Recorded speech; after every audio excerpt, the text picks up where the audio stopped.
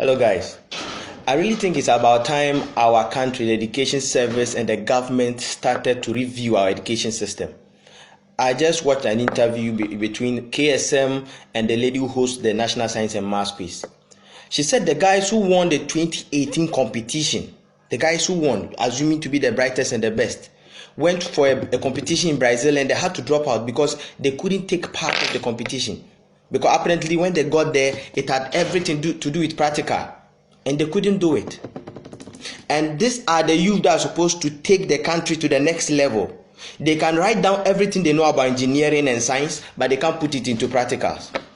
I suggest we scrap up that National Science and Maths Quiz thing and start to put things like National Science and Maths Innovation Construction, something tangible.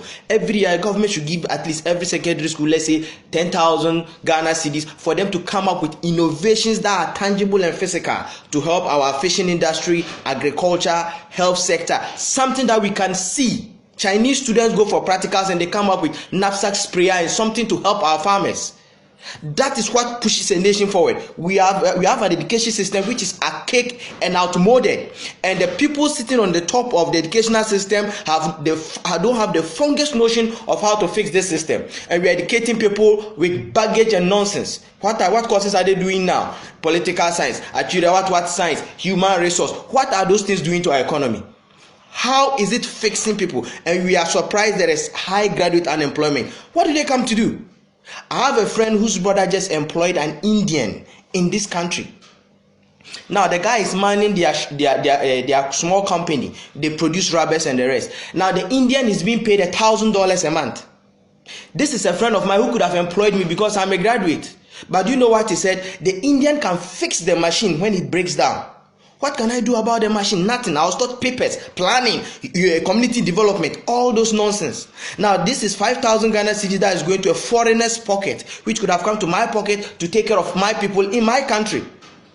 And we sit down there and we talk big English on those podiums when our education system is messed up and nothing seems to work. What we should start to understand is that retentive memory is different from being intelligent. Creativity and adaptive intelligence is what fixes a nation, not ability to memorize what a lecturer taught you. We have lazy lecturers sitting around. All they do is go to Google, download anything about something and just come and teach. They don't even have books of their own. And we are sitting there. As at now, we can't create incubators. We can't do things that can help our own system. We can't build tractors. Things that can help us. We can't do any. I have a friend who had the opportunity to go to school abroad. He went and learned welding. Now, our ignorant education system will look down upon a skill like welding. He's welding in an oil company and he's making millions of dollars. Just being a welder in an oil company. Then you tell us we should go and learn political science and all that nonsense and come and sit down doing nothing. Here are the youth that were supposed to be the brightest. They got to a competition and they had to drop out. Because what do we teach in our schools? Just empty practicals, nothing to improve our lives. Being able to have to memorize text and handouts doesn't make you intelligent. Looking at your society, looking at the problems we are facing and being able to fix it is what changes a society. We have a useless education system from class 1 to the final distance, and you people are sitting down, spending money, going to workshops and doing nothing about it. Calling yourself professors and what sort of sitting there. It's very sad. It's very sad. I feel sad today as being a Ghanaian. Living in a country that does not understand anything about the concept of education. If you doubt what I'm saying, go to YouTube and watch the interview of the CEO of Apple, the Apple company. He is the CEO of one of the wealthiest companies. Last year, they hit $1 trillion. Go and watch an interview about him and about what he said about China. He said they are in China because of the high level of skill available in China. That is why all the companies are there.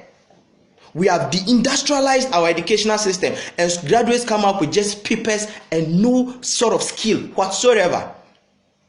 And our puppets called the politicians sit there and do the bidding of the Americans and the Federal Reserve and do whatever they want, and the country is just moving into the drain.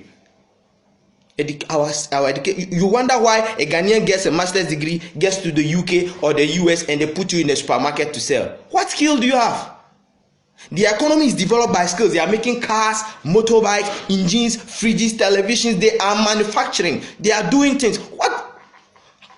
Of what use will you be to them? If you have a degree in political science, a master's degree in human resource and actuarial science, what is that? It's so sad. Look at the elite of our society. Ask them what their children should be in the future. Lawyer, all those nonsense. No one is saying those professions are not good. But look at our country and think twice. I am not an economist, but I know that they said if